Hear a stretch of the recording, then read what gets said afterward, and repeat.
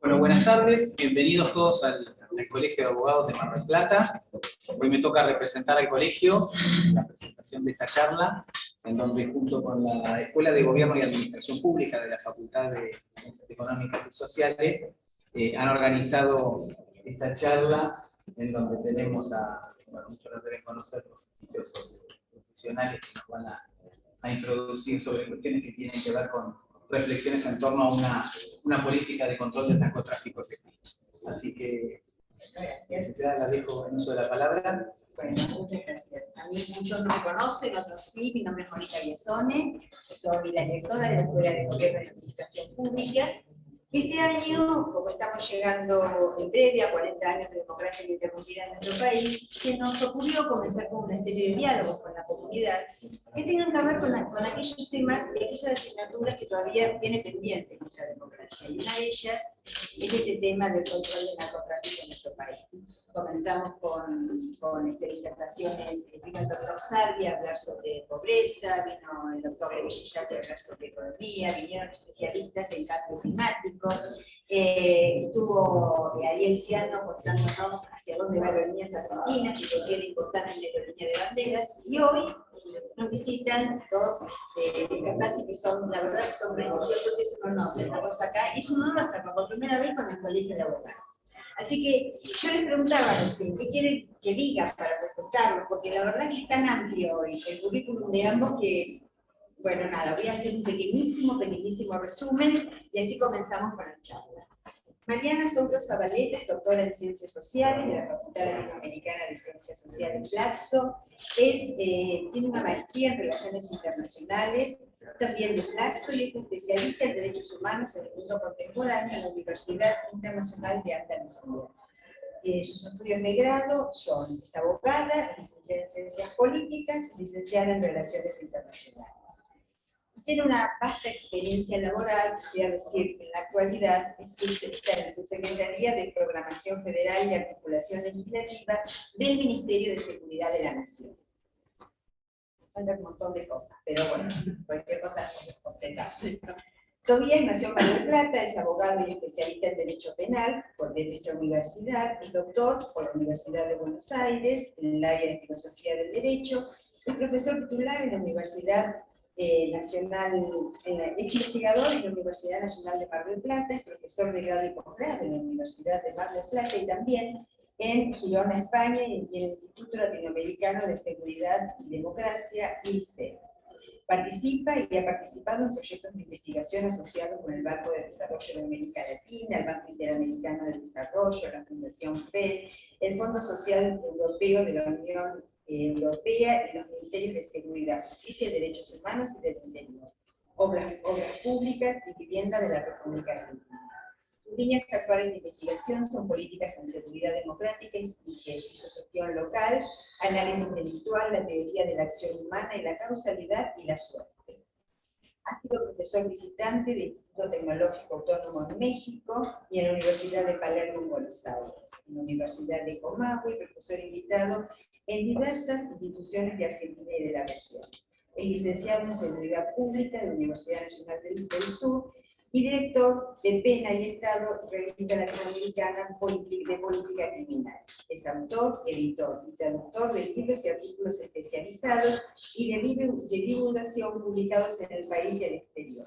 Participa como expositor en congresos, talleres y seminarios de análisis intelectual, políticas de seguridad y justicia, derecho penal, filosofía y teoría general del derecho desde 1992. Es consultor internacional y asesor de instituciones públicas, privadas y organismos multilaterales. Con ustedes. Muchas gracias por venir. Y no me quiero olvidar que hemos recibido una carta de adhesión de la presidenta del Consejo Deliberante, Marina Sánchez Herrero, que en realidad está especialmente invitada, pero bueno, ahí tiene mi agenda, han impedido que esté con nosotros, pero nos felicita y nos brinda una buena. Así que bueno, los dejo con ellos. Muchas gracias. Bueno, buenas tardes, ¿me escuchan? Porque no sé si yo soy muy mala, pero no. Bueno, muy agradecida a Mónica y a Tobías por haber pensado en este espacio. No debiera decirlo, pero hace ya casi más de 20 años que trabajo en temas de control del narcotráfico, desde la gestión y desde la academia. Sí, me parece importante aclarar que, si bien es cierto que trabajo en el Ministerio de Seguridad, nada de lo que voy a decir tiene que ver con ese lugar mío en el mundo, sino más que nada de mi trabajo académico y desde la sociedad civil, desde el Instituto Latinoamericano de Seguridad y Democracia, que tenemos un grupo de trabajo en política de drogas, y otra organización de la que formo parte que se llama RESET, que es de política de drogas y derechos humanos. Digo esto para que no se piense que lo que digo representa el Ministerio de Seguridad, porque me van a venir a buscar y no creo. Bueno, el título que conversamos con Tobías para esta charla tiene que ver con pensar un poco las políticas de control del narcotráfico en Argentina y, digamos, cuáles son los problemas que estamos atravesando, los desafíos y cuál es, desde mi punto de vista, la mirada que habría que darle al tema, ¿no? Una de las primeras, tengo una presentación que voy a tratar de hacer muy rápido, son mayormente datos para que tengamos como disparadores y también, digamos, el mensaje que yo quiero transmitir. Desde ya les adelanto, siempre hay alguien que se enoja, mi postura respecto a las políticas que se llevan a cabo en Argentina y en el mundo en materia de control del narcotráfico es muy crítica, ¿sí? A la luz de las consecuencias que tiene no solo en la vulneración de los derechos, sino también y lo conversábamos antes de empezar, en la mala asignación de recursos por parte del Estado que podrían estar mejor aplicados, ¿no? Entonces adelanto esto, después vamos hacia el final, plantear cuál sería la salida si esto no es así. Bueno, rápidamente, una de las primeras cuestiones,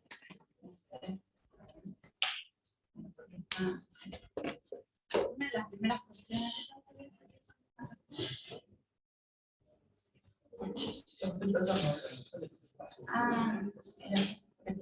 bueno, primero decir que las políticas de control del narcotráfico que desarrollamos en Argentina son idénticas a las políticas que se desarrollan en todo el mundo, alguna cuestión mejor o peor.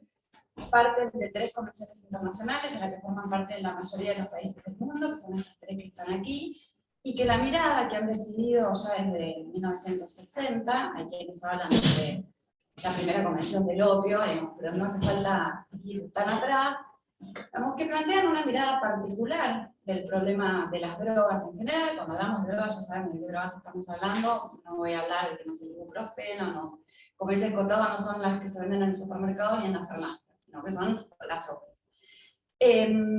Bueno, básicamente lo que piden estas convenciones es que los estados traten de desalentar cualquier uso de estas sustancias que no sea con fines médicos o científicos. Esa es la idea. ¿Y cómo se hace para desalentar esos usos recreativos, que es lo que se quiere desalentar? Bueno, el pilar es el derecho penal, ¿no? Y eso es lo que las convenciones le han pedido a los estados y los estados lo han receptado en su legislación. Detrás de esas convenciones hay una perspectiva que se supone que es la que funciona y es la que explica lo que se hace desde los estados, que supone que intensificando la aplicación de la ley, obviamente es una perspectiva que utiliza este término, ¿no? El enforcement, digamos básicamente que incautando drogas, deteniendo personas y encarcelándolas, se generan costos a las redes y organizaciones criminales, esto incrementa los precios, se reduce la disponibilidad de las drogas y entonces se va a reducir el consumo, ¿no? Hay una lógica detrás de lo que se hace, que está, planteada en estas convenciones. Y en esta persecución hay que perseguir a quienes comercializan, venden, transportan, y también, si se puede, dice la convención, de acuerdo a los principios constitucionales, se puede también al consumidor. No porque consuma, sino porque tiene, ¿no? Bueno, primero adelantar, y esto yo me parece muy importante que, digamos, esta perspectiva que hay detrás de la estrategia que se viene implementando en Argentina y en el mundo ha sido invalidada por muchas investigaciones empíricas que demuestran en casos concretos que esto no sucede, ¿no? Que no se reduce la disponibilidad de drogas, que no se reduce el consumo. Y nombro autores porque, digamos, hay algunos funcionarios, sobre todo, que adhieren a esta perspectiva de riesgos y precios con mucho ahínco, y mencionar algunos trabajos que son de la década del 80, no es algo nuevo. Estas convenciones o esta mirada del problema, esta respuesta que los estados han decidido dar, está siendo cuestionada a nivel internacional, ¿no? Nosotros estamos como muy metidos en el tema argentino, por ahí no lo sabemos, pero digamos, básicamente hay varios autores que hace mucho tiempo que están planteando que esta mirada del problema no nos está llevando a buen puerto, y ahora vamos a ver algunos datos. Pero básicamente las posturas más críticas han venido desde hace tiempo desde la sociedad civil, que también ha desempeñado un rol bastante cuestionable, digamos, porque en esta pelea entre legalización o prohibición ha sido básicamente un diálogo de sordos cuando hay alternativas en el medio que podrían haberse implementado. Es importante saber desde nuestro microclima argentino que este fracaso que yo les estoy planteando de esta estrategia, esta mirada, fue reconocida en el ámbito de Naciones Unidas. Hay una declaración ministerial en 2019 que plantean algunos logros, digamos, que son formales en términos de cómo han ido cooperando los estados y armonizando legislaciones, pero plantea claramente, y esto fue aprobado por todos los estados que forman parte de la Comisión de Estupefacientes, que hay algunos retos que están surgiendo y problemas que persisten. Y quiero que vean cuáles son, no voy a mencionar todos, pero los vamos a sentir muy cercanos. Bueno, a diferencia de lo que decía esa perspectiva de riesgos y precios, los mercados de drogas están creciendo y diversificándose en el mundo, y aparecen además nuevas sustancias. Todos los indicadores vinculados a uso indebido, cultivo, producción, fabricación, tráfico ilícito, todos están en ascenso. Yo les voy a mostrar ahora algunos por si alguno no me cree. Cada vez hay vínculos mayores entre el tráfico de drogas, la corrupción y la delincuencia organizada. Lo que se le decomisa a las organizaciones criminales por medio del lavado de activos es bajísimo, digamos, o sea, el impacto es nulo. Y algo que también conversábamos antes de empezar es que, como contracara, los servicios de tratamiento y de prevención de la drogodependencia están, digamos, son insuficientes a nivel internacional, ni pensar en Argentina. Nosotros estuvimos viendo lo que está sucediendo. Y por otro lado, las muertes relacionadas al uso de drogas están aumentando, principalmente esto se explica por Estados Unidos. Bueno, entonces, tenemos la academia crítica respecto a la estrategia que se viene implementando. Una declaración política de Naciones Unidas que también reconoce que lo que venimos haciendo no está funcionando. Los últimos dos informes de Naciones Unidas, que es un informe año tras año sobre el problema de las drogas, muestran básicamente lo resilientes que están siendo los mercados de drogas, sobre todo con el tema de la pandemia. Hubo un momento donde decían, bueno, ahora todo sacarlo restringido, se terminó. No, digamos, las organizaciones criminales reaccionaron muy rápidamente, adaptándose, y algunos datos que vienen en el último informe que se publicó hace muy poco. Bueno, a nivel mundial, 1 de cada 18 personas consumió alguna droga en 2020, 26% más que 10 años antes, hacer una comparación de 10 años. Y bueno, y como ven, digamos, no lo voy a mencionar, les voy a mostrar simplemente los gráficos. Todos los mercados de cocaína, metanfetaminas, cannabis están creciendo. Y algo, bueno, aparecen nuevas sustancias psicoactivas, como ya había mencionado, y las personas jóvenes consumen, digamos, comparativamente niveles mucho más elevados que generaciones anteriores. Es decir, parece que no viene bien el asunto.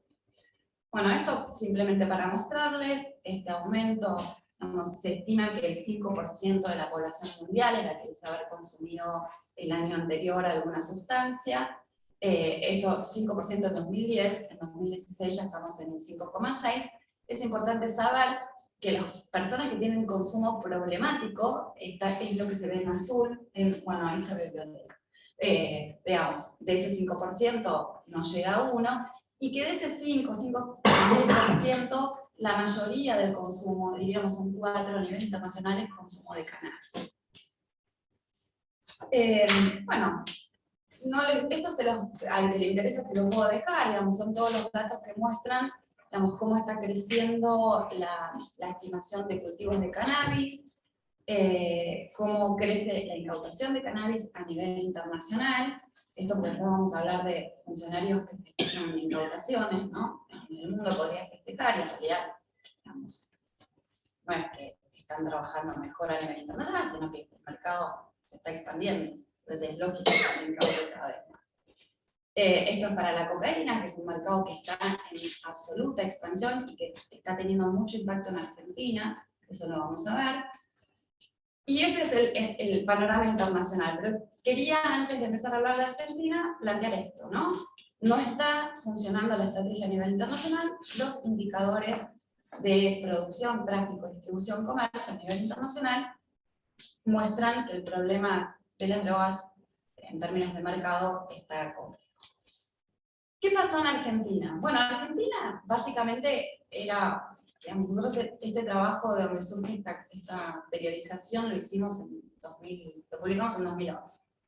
Lo que veíamos en ese momento es que había como dos tráficos diferenciados, el tráfico de cocaína hacia el exterior, que denominamos en ese momento macrotráfico, pero que lo manejaban determinadas organizaciones con vinculaciones en otros países, eran una calidad de la sustancia, y después había empezado a crecer ya desde la década de los 90 los mercados locales de consumo, que pasó en toda América, ¿sí? En toda América del Sur.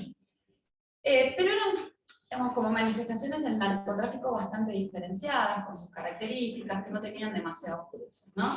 Y esto es lo que da lugar a la famosa discusión que somos países de tránsito de consumo, de tránsito de consumo, y la verdad es que, digamos, en un momento Argentina fue un país de tránsito y después, como todos los países del mundo, empezó a aumentar el consumo.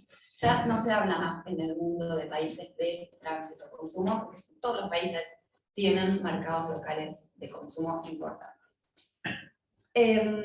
Bueno, lo que fue pasando, y que nosotros ya lo empezamos a ver en 2010-2012, es que había algunos centros locales de consumo en Argentina vinculados a grandes centros urbanos que tenían, digamos, que el microtráfico no era tan, digamos, tan inofensivo o tan localizado como habíamos visto, con organizaciones con mayor control territorial, violencia. Clásico ejemplo, el caso de Gran Rosario, pero también la provincia de Buenos Aires, la ciudad de Buenos Aires, las grandes ciudades, ¿no? Y veíamos como que se estaba volviendo un poco más complejo esa manifestación local de la narcocriminalidad. Y metí esto en el medio para decir que eso, que digamos, empezó como a manifestarse ya en 2010, 2012, terminó de agravarse, de hacerse más complejo, hasta llegar a la tercera etapa que estamos viviendo ahora, que es una etapa bastante crítica, con esto que yo les comentaba, que tiene que ver con la expansión del mercado internacional de la cocaína. Y esto porque tradicionalmente la cocaína entraba a la Argentina por el NOA, abastecía a los mercados locales y, yo les decía, se iban esos cargamentos hacia Europa.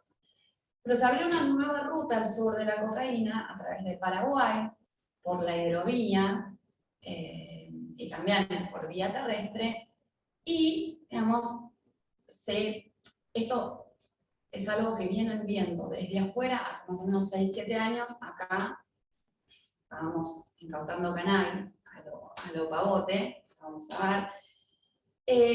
Y lo problemático de esta nueva vía de tránsito es que está muy activa, que transita mucha cocaína, quienes han visto los diarios ahora les voy a recordar algunos casos importantes, y que además trae de la mano organizaciones criminales ya de mayor envergadura, ¿no? Se habla de participación en estas operaciones de cárteles mexicanos, que son los que siguen operando, como el de Sinaloa, pero básicamente el primer comando de la capital y el comando Bermelo. En realidad, el grupo que domina esta ruta al sur de la cocaína es el primer comando de la capital.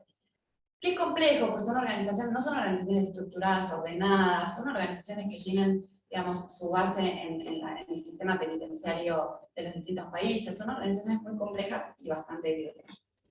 Entonces estamos en una tercera etapa donde ya la distinción entre macro, micro y mesotráfico se empieza a desdibujar y empezamos a tener problemas concretos en los distintos territorios de mayor violencia, de mayor complejidad. ¿Qué es lo que pasa en Argentina en términos de consumo? No, me estoy recontrapasando, pero mucho. En Argentina, las dos sustancias de mayor consumo, según el último estudio que es 2017, es un montón, supuestamente están haciendo el nuevo, yo entiendo que va a dar muchísimo más alto.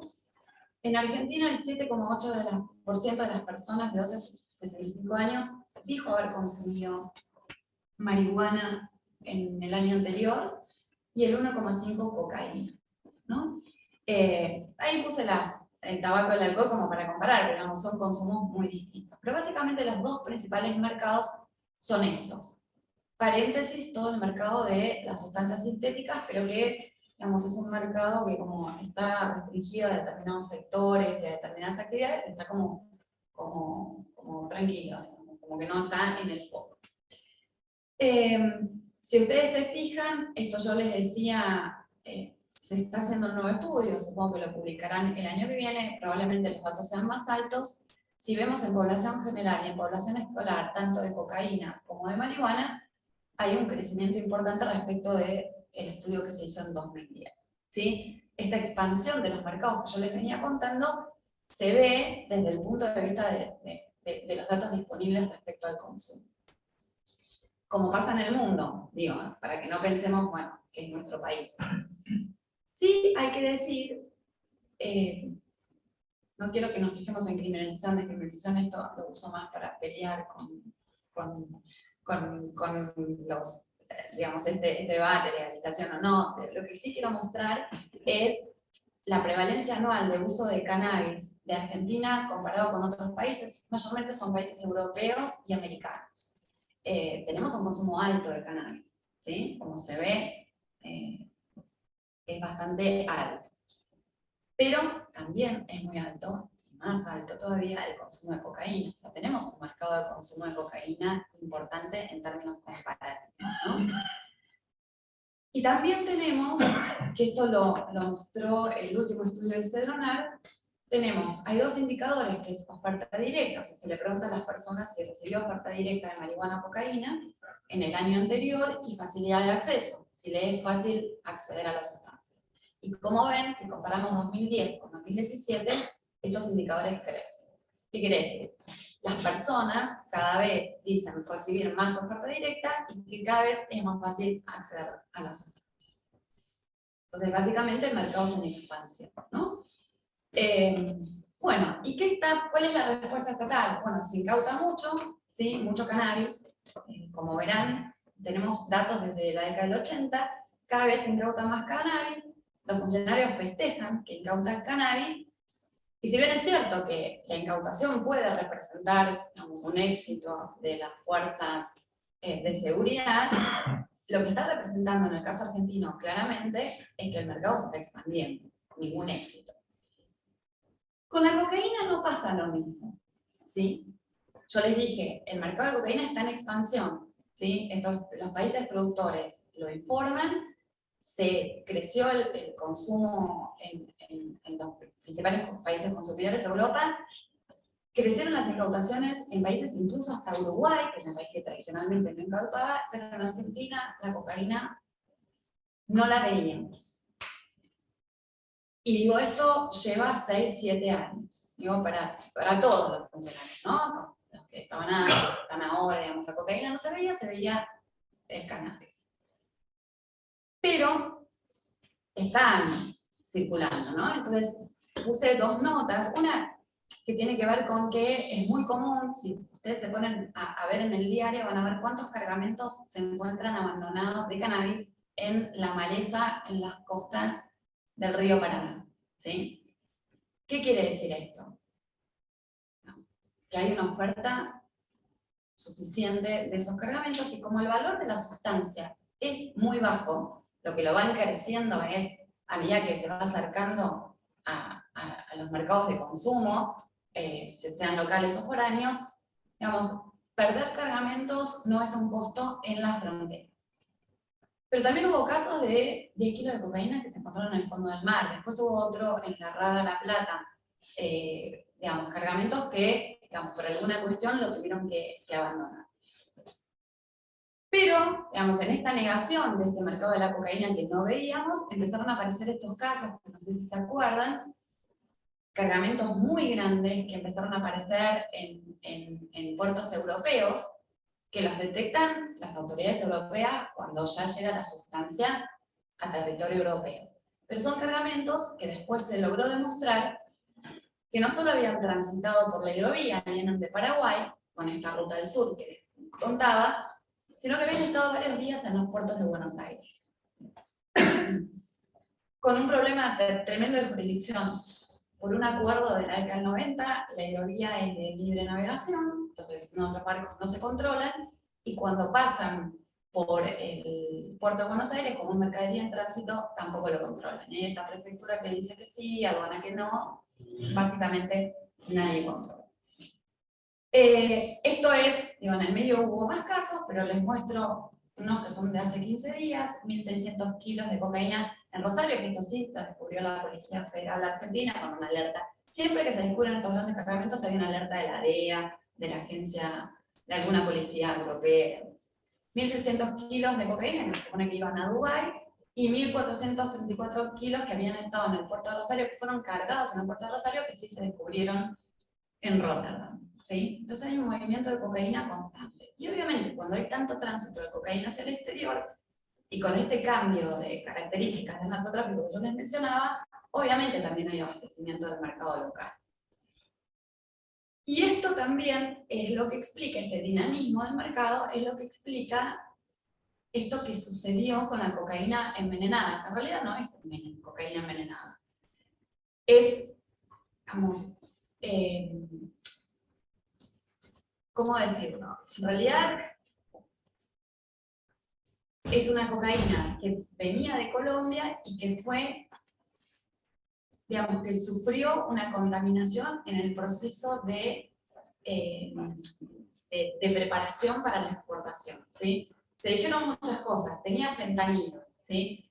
Hay muy pocos casos en el mundo de contaminación, de que voluntariamente se mezcle cocaína, salvo los mercados, digamos, mercados muy activos de opiáceos, pero digamos, que haya llegado al mercado argentino cocaína con rastros, porque lo que se encontraron fueron rastros y lo que costó encontrarlo, de fentanilo, esto tiene que ver con este dinamismo de una ruta, tiene que ver con dos cosas que son interesantes para analizar el narcotráfico. Primero, que llega a ruta de Colombia, donde se procesa también para el mercado norteamericano y donde ahí se produce esta contaminación con fentanilo, porque sí hay mercado hacia el norte. Es muy raro hasta aquí. Ahora hubo otra contaminación. Pero también, digamos, muestra, digamos, cómo, digamos, las organizaciones que operan en distintos territorios están en forma de red interconectadas, ¿no? Hubo escuchas de Mameluco desde la cárcel, digamos, donde, digamos, él cuestionaba, digamos, lo que había sucedido con esto. Porque es otro fenómeno también muy importante que estamos viendo en Argentina, que es que aquellas organizaciones de mayor envergadura que logran, digamos, ser, digamos, objeto de condena, siguen operando desde las cárceles, primeras y segundas líneas, y quedan en territorio terceras líneas. Que eso también es algo que explica la gran violencia que hay en Rosario, ¿no? Digamos, entonces se desorganiza, a ver, básicamente, ¿qué es lo que sucede? Se desorganiza el negocio, ¿no? Y en este caso, el Puerta 8 fue así, digamos, era una cocaína que había sido probada que no tenía que venderse, pero bueno, hubo ahí un ruidito y con las consecuencias que esto tiene, ¿no? Y este debate, ¿no? Digamos, la alerta epidemiológica, rápidamente, porque ¿quiénes se dieron cuenta de que esto era fentanilo? El sistema de salud, pero a raíz de digamos, de los datos clínicos de las personas, ¿no? O sea, todo un sistema de prevención y control del narcotráfico y de prevención que no funciona. Funcionó la mirada de los médicos que se dieron cuenta. Bueno, ¿y qué es lo que pasa con el sistema de persecución en Argentina, ¿no? Estos son datos del Fuero Federal, digamos, uno tendría que pensar que esto se intensifica en los territorios que desfederalizaron, ¿no? Porque obviamente, digamos, la desfederalización apunta a atender a delitos menores, ¿no? Entonces, digamos, miramos lo federal como diciendo, bueno, a ver qué éxito tenemos con todo esto. Estos son cantidad de causas. Básicamente hay dos datos que me interesa reflexionar, y es que todavía sigue habiendo en Argentina muchas causas que se inician por tenencia para consumo personal. Sigue habiendo, ¿sí? No en todas las jurisdicciones, pero sigue habiendo. Que son causas que terminan archivadas por aplicación del fallo arreglo. Y después, que la mayoría de las causas se inician por tareas de prevención de las fuerzas de seguridad, ¿sí? Básicamente nos encontramos con el delito. Que esto tiene que ver con un sistema que funciona de esta manera, ¿sí? Y nosotros en un momento hicimos un estudio de causas judiciales para ver, bueno, esto es cuando se inician los casos, pero ¿qué pasa? Por ahí después en el sistema judicial, y hay dos datos que me parece interesante para reflexionar, es que la mayoría de las condenas en Argentina son por tenencia con fines de comercio, boca de expendio, transporte, mucho ingreso o circulación por territorio, y tenencia simple, ¿no? Vamos, no llegan a condena las causas por tenencia para consumo personal, aunque demandan mucha atención por parte del Estado, pero después nos quedamos siempre en los eslabones más bajos, ¿no? Y digamos, otro indicador que nosotros usamos mucho es, bueno, ¿cuántas veces se aplica el agravante de participación a 3 o más personas? Bueno, solamente en el 10% de las condenas, ¿no? Digamos, un sistema de persecución que está, digamos, focalizado en los casos menores, ¿no? Y pensar, bueno, más allá de esto, digamos, de esto que yo les decía al principio, esto funciona mal porque funciona mal la estrategia a nivel internacional, pero en Argentina tenemos algunos aditamentos especiales, ¿no? Y quiero mencionar solo al menos algunos. Bueno, obviamente hay una conceptualización belicista y exitista.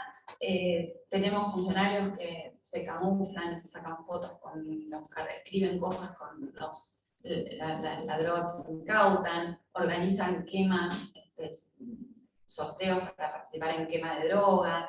Y acá todos, no lo traje ahora porque es un auditorio serio, pero cuando tengo por ahí, digamos, en los cursos, digamos, tenemos disfrazados de bajándose de helicópteros a Bernie, a Patricia Bullrich, tenemos hasta Sabina Frederick, que sacó fotos con paneles, digamos, a todos les gusta, ¿no? La cosa exitista que no dice nada, ya les digo, incautar más no es un indicador de éxito. Bueno, ausencia de diagnóstico. Acá tenemos un debate con los colegas, porque en un momento la verdad que había pocos datos, ahora ya hay muchos datos. Lo que no tenemos es planificación a partir de esos datos. Y lo que no tenemos es ninguna instancia que mida el impacto de las políticas que se implementan, ¿no? Digamos, si se incauta cada vez más, y los mercados siguen estando abastecidos, digamos, claramente es una fuerza estatal que no tiene ningún resultado, y son recursos que podrían utilizarse, por ejemplo, para ampliar los dispositivos de tratamiento y que las personas que tienen un problema de uso de sustancias no terminen en manos de las personas que sabemos que intentan. Y otro problema que tenemos es, que daría para toda una charla, que es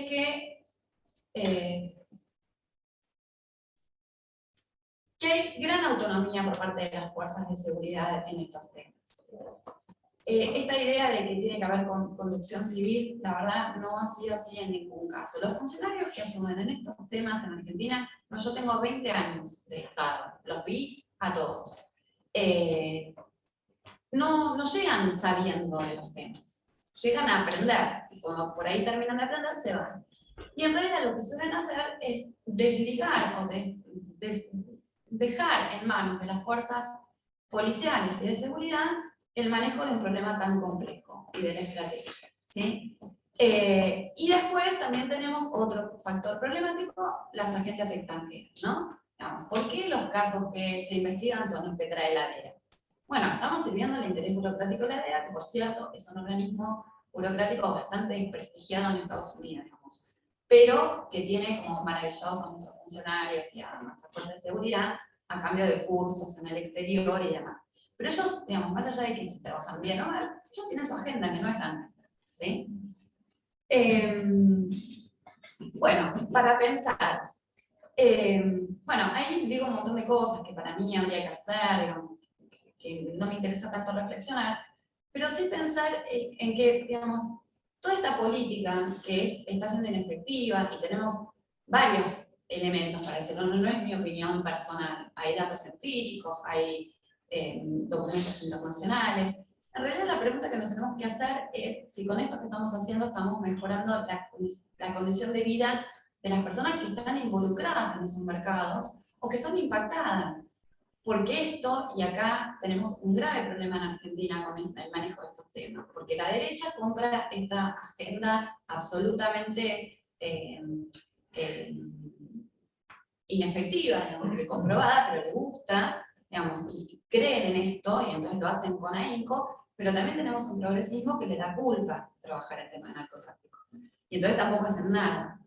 Entonces, el problema es, digamos, hay que reconocer que es un problema que crezcan estos mercados, y no solo desde el punto de vista de la seguridad, también de la salud, y también para la vida cotidiana de las personas que viven cerca de lo que son las bocas de expendio, ¿sí? Digamos, cuando yo digo el sistema está sesgado a la persecución de delitos menores, no estoy negando que para las personas que viven cerca de las bocas de expendio eso es un problema. Ahora, cerrar bocas de expendio ya se sabe que no implica nada, que al día siguiente, a los 10 minutos están funcionando a 2 cuadras. Entonces, la pregunta central sobre la que yo quiero reflexionar, y la última diapositiva va a ser bastante disruptiva respecto a lo que pienso del tema, es que lo que nos tenemos que preguntar es quién regula el mercado, ¿sí? Porque el Estado, al hacer de esta actividad, al hacer de este mercado un mercado ilícito, lo que hizo es retirarse y dejarlo para que lo regulen las redes, organizaciones criminales y sus socios de todos los poderes, de las fuerzas de seguridad, de la aduana, del poder ejecutivo, del poder legislativo, del poder judicial, ¿no? Entonces, esa es una pregunta interesante para hacerse. Y, digamos, y explicar por qué en algunos lugares hay violencia y en otros no, digamos, ¿cómo se regula todo esto? ¿Por qué hay lugares de mucho consumo y de mucha circulación que no tienen la violencia que tienen otros? Bueno, ahí falla una regulación. Entonces, en definitiva, detrás de todo esto, además de dispendio de recursos estatales, vulneración de derechos, hay, digamos, una gran hipocresía, ¿no? Ya nos vamos a preguntar quién regula el mercado, y esto, para terminar, digamos, una solución que ha encontrado el mundo es la regulación del mercado. Esto no es legalizar, es regular los mercados. Es asumir que existe un mercado de consumo, que hay personas que demandan estas sustancias, entonces que en vez del Estado delegar ese control, tenga un control más activo. De manera tal de que los consumidores puedan saber qué es lo que están consumiendo. Digo, hay 3 países en el mundo, 3 países. Canadá, Uruguay, empezaron con la regulación del mercado de cannabis. ¿Es una panacea esto? No. ¿Resuelve el problema? No, la gente no va a dejar de consumir. Lo que se va a tener es más información y más control de ese mercado. Con un mercado negro que va a persistir porque hay restricciones. Canadá, Uruguay y algunos estados de Estados Unidos cada vez más, ¿sí? Porque como es un sistema federal. Pero hace años que empezaron a plantear algunos sectores de la sociedad civil la posibilidad de regular también el mercado de estimulantes de tipo anfetamínico, anfetamínico y cocaína. Con la misma lógica, si no lo regula el Estado, lo regulan las organizaciones criminales. Y esto, que parecía como un ejercicio de la sociedad civil, está tomando cuerpo con la asunción del nuevo presidente colombiano. Yo hace poquito expuse en la Conferencia Latinoamericana de Políticas de Drogas, estaba un senador muy cercano al presidente que aseguró que hacia fin de año van a empezar con un proyecto para la regulación del mercado. ¿Qué quiere decir esto? ¿Alentar el uso de estas sustancias? No, quiere decir que el Estado tome un rol más activo y que no sea el derecho penal la herramienta, porque ha demostrado hasta el momento ser inefectivo. Me recontra pasé, pero no hablo más, después compartamos preguntas. Dejo esto para que nos... Sí, la idea es que dialoguemos un poco y te haga algunas preguntas, pero vos dijiste algo que es interesante resaltar, me parece, más allá de todo lo que es interesante, que es la cuestión de los datos.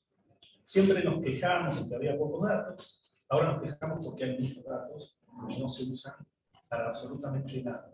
De hecho, ni siquiera hay un mínimo análisis desde los organismos del Estado que tienen que ocuparse de esto, incluso en esta lógica de persecución penal, como es básicamente el Ministerio de Seguridad de Nación.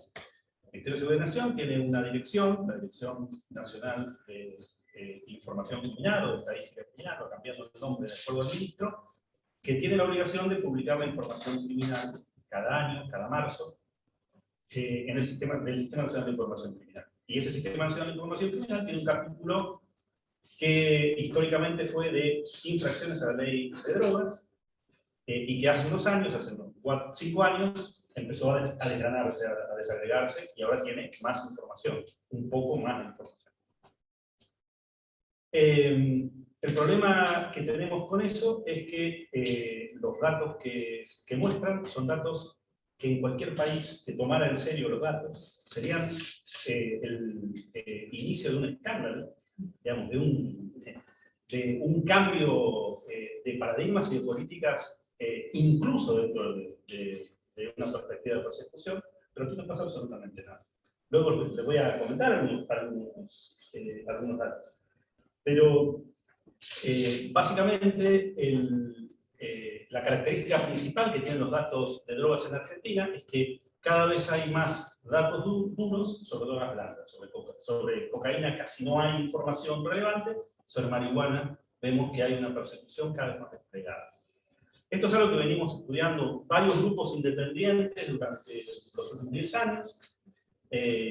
Estas investigaciones, que empezaron a ser investigaciones académicas, terminaron siendo denuncias, que tuvieron cierto impacto social, tuvieron cierta relevancia en la disminución de la persecución de los consumidores en algún momento.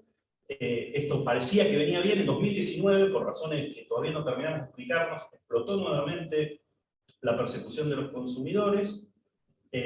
Durante la pandemia hubo problemas para la recolección de datos y además hubo problemas para la persecución de los consumidores, esto es cierto también, por la modalidad que tiene esa persecución de los consumidores, después si quieren lo comentamos.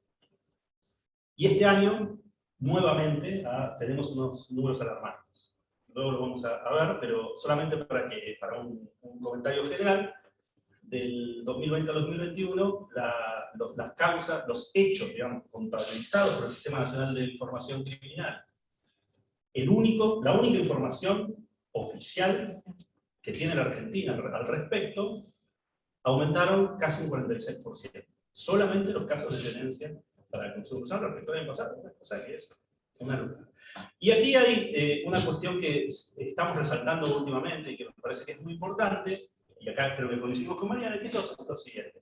Siempre se le da a esta circunstancia, la circunstancia de la persecución de los consumidores, dos perspectivas. Una perspectiva de derechos, digamos, una perspectiva de violación de derechos, de los derechos personales de los consumidores, por un lado, y por otro lado, una crítica al dispendio de recursos. Se están poniendo la mayor cantidad de recursos en lo que menos influye en lo que supuestamente se pretende lograr con las políticas de persecución de drogas. Sin embargo, ahora, últimamente, estamos viendo una tercera dimensión, que es una dimensión que es sugerente. No hay todavía conclusiones al respecto, pero lo que vemos, y lo que vemos en las distintas jurisdicciones donde tienen esta problemática de una manera exacerbada, es que en las jurisdicciones donde hay, y esto se ve sobre todo en las provincias desfederalizadas, donde hay una gran cantidad de causas de tenedores para el consumo personal, las fiscalías especializadas en drogas, o las fiscalías que no tienen, las jurisdicciones que no tienen fiscalías especializadas en drogas, las fiscalías que tienen el trabajo ese, prácticamente no pueden hacer otra cosa que destinar una parte muy importante de sus recursos a archivar casos. Lo cual no es una tontería, porque lleva su tiempo, y eso en algunos lugares se está dando a pensar que no es casual, digamos, que no es simplemente que la policía quiere hacer estadísticas, sino que hay una intención ulterior de entorpecer o dificultar, molestar un poco el trabajo en otras direcciones respecto de la persecución de los mercados ilegales de la narcotráfico. Voy a comentar algunos datos, nada más. No voy a hacer mucho análisis porque los datos se analizan solos. ¿Sí? De hecho, el Sistema Nacional de Información Criminal lo único que dice respecto de esto es se nota un incremento en las causas. Sí, claro, obviamente, se aprecia ese incremento de la causa. Es lo único que dice, una oración. Traje datos nacionales y traje datos de General Purredón. Todos oficiales y todos que están abiertos al público, no dice ningún espionaje extraño ni nada. Nosotros tenemos que, como les decía recién, la tenencia simple atenuada para uso personal de estupefacientes, hay una variación del 45,4% respecto del año pasado a nivel nacional. Esto tiene distintas expresiones. Por supuesto, si ustedes me dicen, bueno, pero si eso sucede y además tenemos, no sé, una gran cantidad de causas de contrabando, qué sé yo, solamente en números absolutos, para que tengan una idea, 44.000 causas por tenencia para consumo personal, sobre, acá, contrabando, 600 causas. En la Argentina, no estoy hablando de la ciudad de Balcarce, estoy hablando de la Argentina. General Purredón es una de los partidos, de los departamentos con más incidencia en causas por ley de drogas en la Argentina. Está marcada en azul oscuro, si ustedes ven el mapa, como una de las causas que ahora vamos a ver los números de acá, pero como les decía, las causas, bueno, si ustedes miran esto entre paréntesis, si ustedes miran los datos del SNIC, van a ver un montón de inconsistencias. El informe de este año del SNIC es el peor informe de la historia del SNIC, de 25 años, es el peor de todos, es un desastre, salió de las apuradas, sin revisión, la gente que está a cargo de esa dirección es incompetente absolutamente, no tiene, es la dirección de estadística criminal, no sabe ni de estadística de criminalidad, pero es una cuestión aparte, digamos, ¿no? Es una cuestión circunstancial, esto va a cambiar. Esto lo digo porque a lo largo de la historia del Ministerio de Seguridad, desde 2010, a pesar de que hubo ministros con distintas orientaciones, incluso dentro de los mismos gobiernos, esa área era una área bastante protegida, no siempre hubo gente idónea trabajando en estadística, esta vez lamentablemente no es así. Pero bueno. La provincia de Buenos Aires, por supuesto, es la provincia que tiene más incidencia en las causas de drogas, junto con la ciudad de Buenos Aires, pero también hay otras provincias que tradicionalmente no tenían estos problemas, como Chubut, o como provincias en Tierra del Fuego, por ejemplo, esa provincia que ha sorprendido este año. Y estos datos que voy a decir ahora son datos que supuestamente incluyen la jurisdicción de las provincias, la jurisdicción de la provincia, la jurisdicción federal, aunque no estamos muy seguros de que sea así, porque en la base de datos no surge el origen de los datos. Y si bien el dato de los datos de SNIC deberían ser de todas las jurisdicciones, de todas las policías, de todas las, tanto de las causas iniciadas en el fuero federal y en el fuero de provincia, esto no está garantizado que sea así. En General Purredón en 2019, 20 y 21, según el SNIC, solamente hubo causas vinculadas con drogas respecto de 3 clases de delitos. Esto sabemos que no es así, digamos, porque conocemos que no es así, pero esta es la información oficial.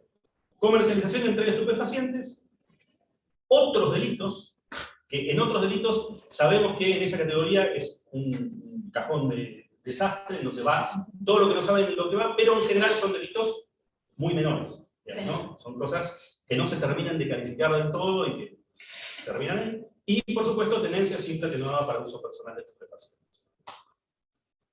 En el año 2021, General Purredón tuvo 8.639, perdón, no, 2.000, eso fueron los 3 años, 2.062 causas por tenencia, según el SNIC, por tenencia de droga para consumo. Sabemos que la enorme mayoría de esas causas son por tenencia de marihuana. Y que además son hallazgos relativamente casuales, ¿no? Es decir, son hallazgos en operativos que no buscan marihuana, sino que revisan pertenencia de la persona por motivos que nunca se precisan. Y sucede. El año pasado, el anteaño, mejor dicho, el 20, hubo 1.500 causas, es decir, un aumento significativo. ¿Cuántas causas hubo por comercialización y entrega de estupefacientes? 2.000 hubo de tenencia en 2021, 49 hubo de comercialización. General Pueyrredón, de acuerdo con el ENIC. Si estos datos son ciertos, es un escándalo, si no, también es un escándalo por otras razones. Eso representa las causas para consumo, por tenencia para consumo, del total de causas de drogas en General Pueyrredón, año pasado representó el 86,86% de causas. Es decir, que el 87% de las causas que se tramitaron por drogas, de acuerdo con la información oficial, fueron causas que terminaron en el archivo, con todas las molestias, porque uno dice un archivo y parece una pavada, con todas las molestias que eso significa. Esto es algo que es muy importante, me parece que no pierde actualidad. Yo estoy un poco aburrido de hablar de lo mismo, generalmente terminamos cuando acá hablamos de drogas, hablamos de esto, pero si no se cambia, aún dentro de la perspectiva de persecución, este enfoque, vamos a seguir perpetuando además de los problemas de derechos y además de los problemas vinculados con el dispendio de recursos, una dificultad operativa de los organismos que trabajan en los ministerios públicos respecto o por causa de esta. Al margen de esto, ya que, bueno, ahora seguramente digas algo sobre esto y luego abriremos a preguntas, hay dos cuestiones que me parecen muy importantes, o tres, vinculadas con lo que dijiste hoy. Una es que un tema que mencionaste al pasar por una cuestión de tiempo, pero además mi pregunta ¿es solo una cuestión de tiempo o es porque en Argentina todavía no tiene la dimensión que tiene en otras partes del mundo, que es el avance en el mercado de los opioides? ¿No? Los opioides están creciendo, yo vengo la semana pasada de la OEA, fui por otro tema, pero aunque fui por otro tema, se terminó hablando del tema del mercado de los opioides, que está totalmente explotado, sobre todo en Estados Unidos, pero también en el sur de Canadá, en México y en algunos países de Europa, algunas zonas de países de Europa. Por otro lado, la segunda cuestión es la cuestión de la violencia que se ve en algunos sectores de la Argentina vinculada con los mercados ilegales, especialmente los mercados vinculados con la criminalidad.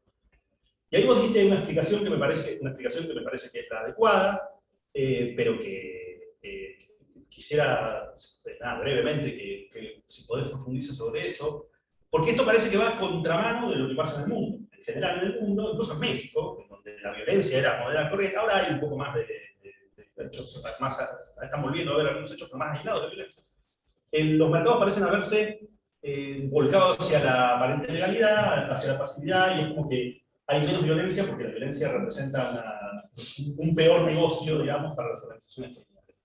Y vos dijiste, claro, las primeras y segundas líneas han salido de la calle, quedaron las terceras líneas que no tienen capacidad de manejo, ni de control, ni de negociación, ni de nada, y terminan resolviendo las cosas de la manera que saben resolverlas, porque era su función dentro de la organización, que es a los crimes. Y la tercera cuestión, que está vinculada con las otras dos, es la cuestión del autogobierno policial, que vinculado con la cuestión de la criminalidad es donde se expresa con más claridad y con más inmediatez. Porque es donde primero los nuevos ministros o los nuevos secretarios delegan el manejo de la situación. Entonces, bueno, esas tres ideas como para tener un punto de partida para conversar con gracias. Siempre tratamos todavía de interpretar al NIC, es una tarea que no vamos a hacer. Al menos salió, porque estábamos seguros de que no iba a salir, y salió. Por razones que no vienen al caso, pero salió.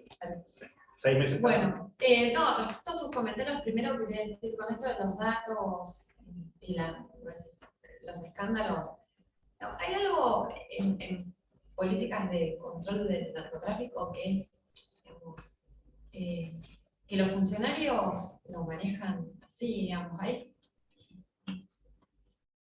hay como una mirada respecto de la opinión pública. Entonces, por eso el exitismo y por eso las respuestas y que los datos no cierren. Yo digo siempre, cuando Macri dio su primer discurso en el Parlamento, dio un dato, dio un informe de Naciones Unidas que a mí me tocó estar en la gestión en ese momento y lo cuestionaba, estaba mal, que era que Argentina era el tercer país proveedor del mundo de cocaína. Estaba mal construido el dato, no estaba claro, estaba más que Colombia, quería decir, el tercer país de que que otros países mencionaban, pero Macri lo dijo en la apertura de sesiones del Congreso, como diciendo, bueno, vamos a cambiar, y yo digo, o sea, no generó ningún escándalo ni en la opinión pública, ni en la clase política, ser el tercer país proveedor de cocaína del mundo, lo dijo en el Congreso. Digamos, es un tema donde la hipocresía es compartida, digamos, y la gente escucha y ve, y los políticos saben esto. Entonces, yo creo que la diferencia respecto de los datos también tiene que ver con esto. No les importa, es un tema que no les importa. Yo lo digo, lo simplifico mucho, pero a la derecha le importa hacer con esto publicidad y mostrar este exitismo y demás. El progresismo le da cuenta y lo ignora. Y todos, digamos, por una razón u otra, se lo tiran a la fuerza. Entonces, los datos no se valoran, no sirven. Me están grabando, así que tengo que tener cuidado con lo que voy a decir. Pero digo, a ver, yo hace 20 años estoy en el ministerio. Y soy empleada de planta, digamos. Y digamos, generalmente las gestiones no me quieren. O me quieren, pero lejos, ¿no? Pero digo, pero esto tiene que ver con, digamos, una persona que se formó en este tema, digamos, yo me controlo, digamos, no es que digo estas cosas porque estoy suelta, pero no les interesa, digamos, porque no le interesa la opinión pública, porque lo que rinde es, digamos, y aparte de esto, también hay mucha construcción desde las series de televisión, hay como mucho, digamos, en esto, ¿no? Digo por lo de los datos y la vergüenza. El avance del mercado de los opioides es un fenómeno que se está dando básicamente y muy fuerte en Estados Unidos. En Argentina no tenemos, por lo menos los datos no surgen, hay que ver qué dice el nuevo estudio, pero puede suceder, digamos, porque esto, digamos, son sustancias que se van probando. En principio, digamos, son más caras, digamos, son sustancias más complejas, no, pero digamos, hay que estar atentos. Y hay que estar atentos a esto que les digo, digamos, como suelen ser sustancias que se procesan en los mismos laboratorios, y vienen desde Colombia, que también abastece el mercado colombiano. El tema de la contaminación con opioides es muy peligroso. Y entonces ahí, esto es un ejemplo claro de por qué necesitamos un Estado presente. Porque los consumidores no saben lo que consumen. Las personas que consumieron esta sustancia no saben que consumían cocaína. Y las personas que consumen sustancias sintéticas no saben en qué dosis están consumiendo, cuánto pueden consumir más. Uno cuando se toma un ibuprofeno, el prospecto dice, tomátelo cada tanto. Entonces, esto es grave. Y me parece que con el tema opioides, digamos, si no le ponemos una vuelta de tuerca, bueno, digamos, todo el tema está muy avanzado en Estados Unidos, todas las medidas de reducción de daños. Esto es así. Digamos, en Argentina se armó un escándalo, cuando en realidad está en juego la vida de las personas, si no tienen información respecto a qué hacer frente a un consumo. Es un mercado que no está, pero puede estar, y es un mercado complicado.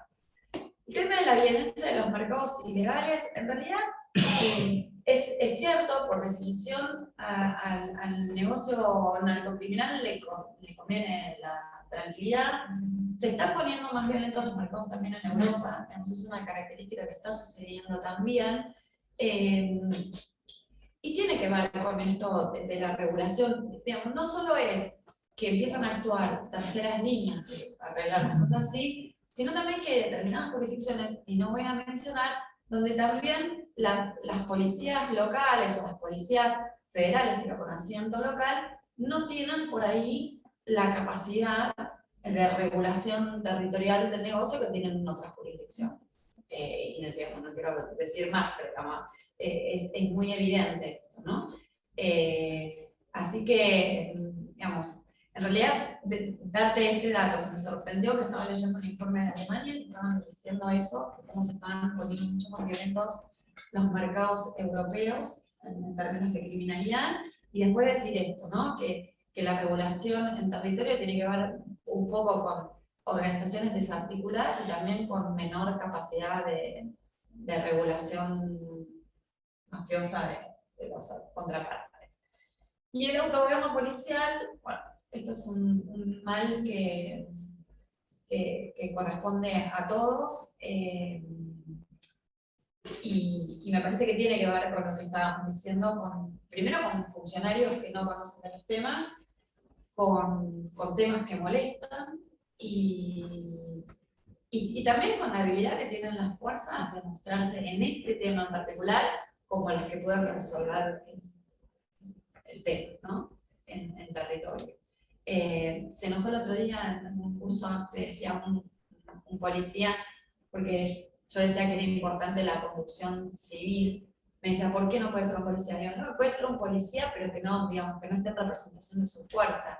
Sí es importante alguien que piense el problema estratégicamente, porque cada fuerza de seguridad tiene su propio interés burocrático. Ustedes, a mí me ha pasado mucho dar cursos con las fuerzas federales y la visión que tienen del tema, gendarmería, prefectura, federal, es muy distinta. Entonces, bueno, puedes poner esa mirada, digamos, tendría que haber alguien que conduzca todo, pero que sea que tenía razón el alumno en enojarse, es que la verdad que los funcionarios que han estado a cargo, han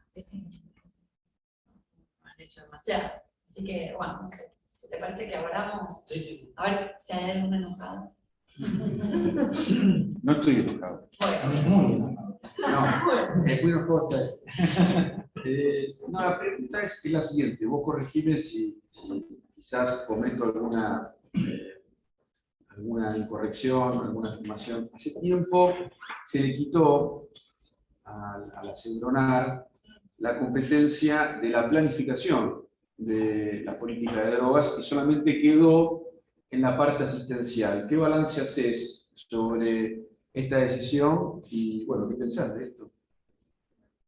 primero, la reflexión que hago es que por este proceso, es la primera vez en mi vida, y eso que tuve una vida muy difícil, que tuve que ir al psiquiatra.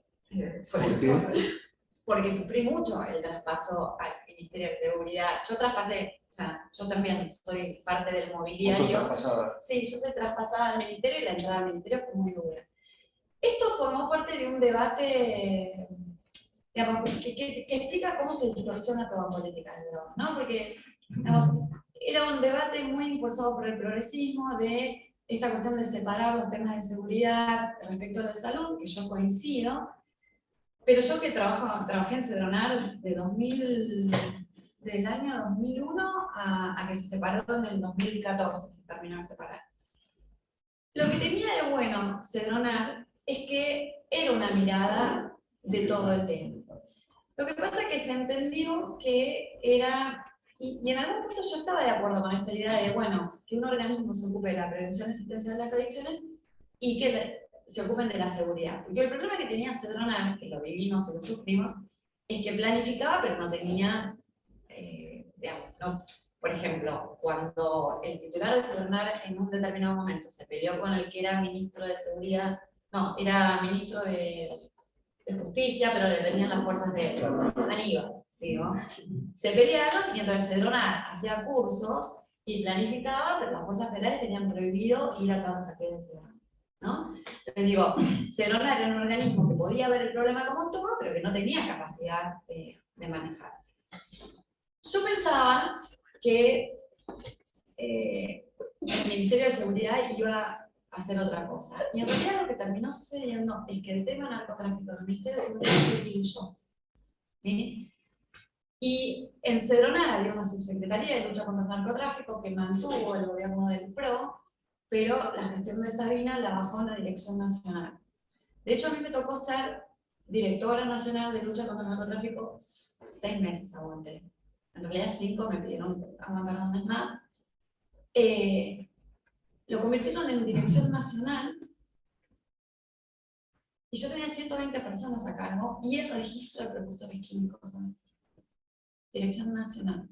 cuando hay direcciones nacionales en el ministerio que conocemos, que es Dirección Nacional de Política Criminal, por ejemplo, con una sola persona. Entonces digo, esta idea de separar los ámbitos de seguridad y salud a mí me pareció razonable, pero como fue llevada a la práctica, terminó diluyéndose el tema en la estructura institucional del Ministerio de Seguridad. La dirección actual de narcotráfico no tiene relevancia. Entonces, ¿quién maneja el tema? El ministro, y en realidad no el ministro, porque el ministro no puede. ¿Quién termina manejando el tema? Los jefes de las fuerzas de seguridad. Entonces, la verdad, y después con cosas que pasaron en el Es decir, medio. al menos si todo el control civil, que es un poco Absolutamente. lo que estamos viendo, ¿no? Y otra cosa que pasó es que cuando en realidad se pasó toda la estructura del ministerio, menos el registro de precursores químicos durante mucho tiempo, porque Bernie no lo quería. O sea, esto es así en Argentina. Porque el registro de precursores químicos es para problemas. Eso lo sabemos todos quienes trabajamos en drogas. Todos terminan procesados. Y entonces durante mucho tiempo, narcotráfico estuvo en el Ministerio de Seguridad, la CEDRONAR se ocupaba de prevenir las adicciones y el control de precursores químicos. Sí. Pero, digamos, no era el organismo ideal la CEDRONAR, pero lo que pasó después tampoco fue bueno. Y hoy en día no tenemos, desde el Poder Ejecutivo, bueno, el Ministerio, no sé si todavía coincidís, el Ministerio de Seguridad es un organismo que está en crisis.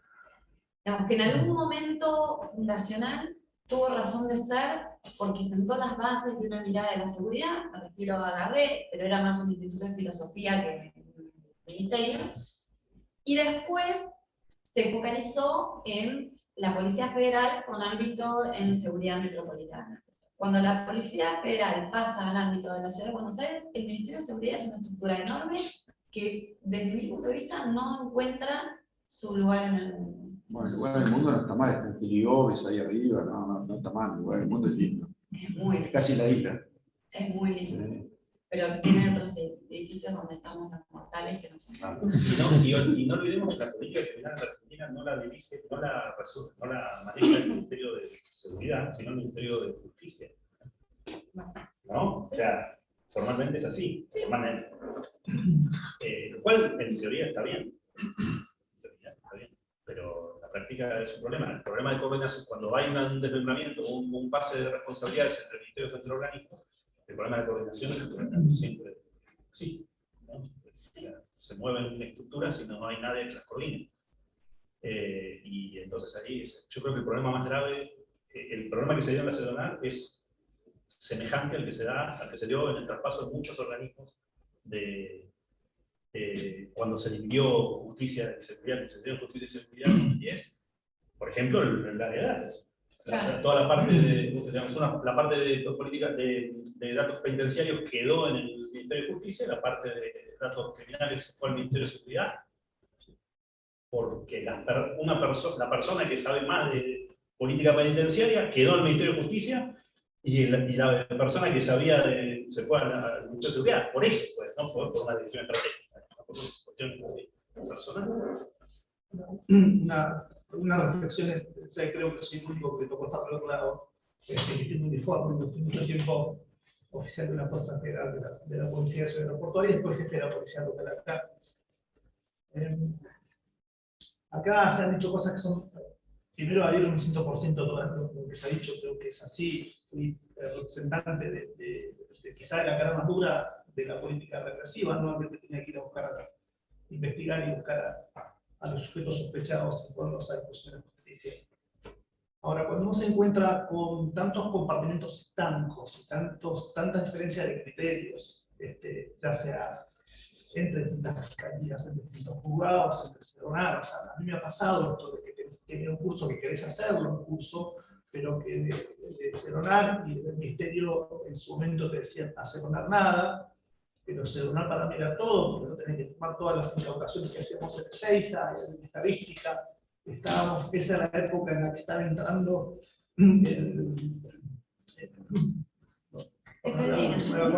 que no estaba todavía tipificado como sustancia ilegal, con lo cual teníamos, veíamos pasar efedrina por Ezeiza con destino a otros países y decíamos, avisábamos a un juzgado, le decían no es sustancia controlada, déjenlo pasar, pero esto no está bien, nos parecía raro ese tráfico por Ezeiza de una sustancia que no tenía nada que hacer aquí en Argentina, y sin embargo, cuando los actores por ahí que toman decisiones no se ponen de acuerdo, se generan estas cosas, después nos explota el fenómeno de feria en la mano, cuando ya había habido un montón de daño colateral que no podíamos evitar.